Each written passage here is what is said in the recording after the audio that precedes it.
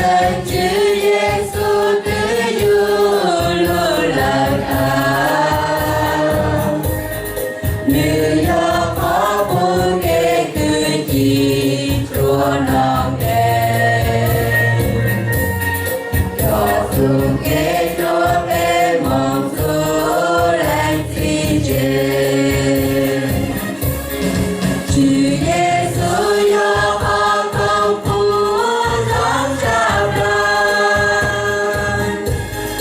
Cho có tao sai lời gọi dễ vua chim trao.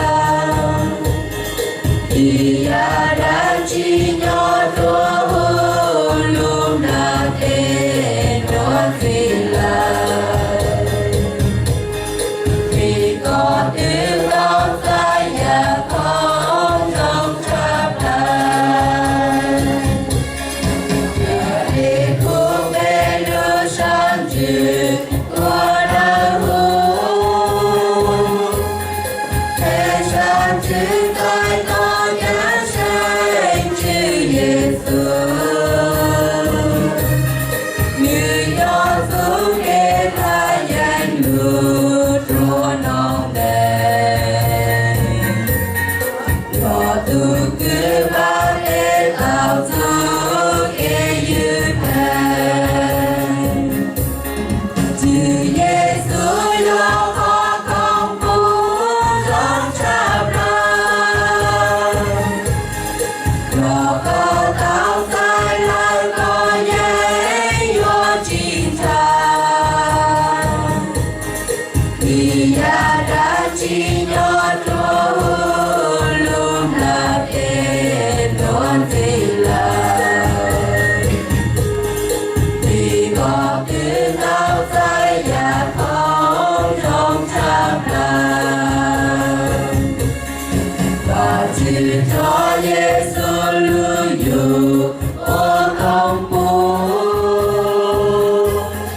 Chúa bên tôi nên ca thế xua lên xua tu.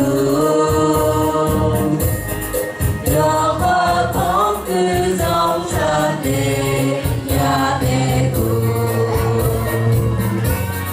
Do tu sa y xin đùa cho trên xua tu.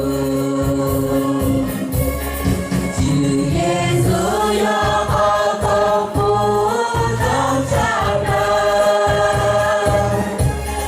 Do có tao sai lời có dễ vua chim trao.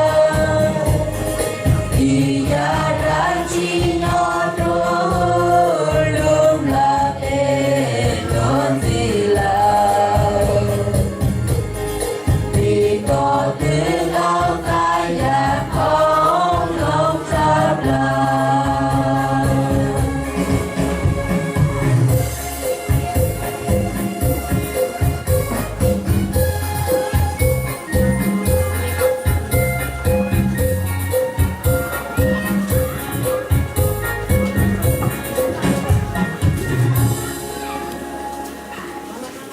Ủa chào với tàu nói rằng câu là đời bán nhiệt chế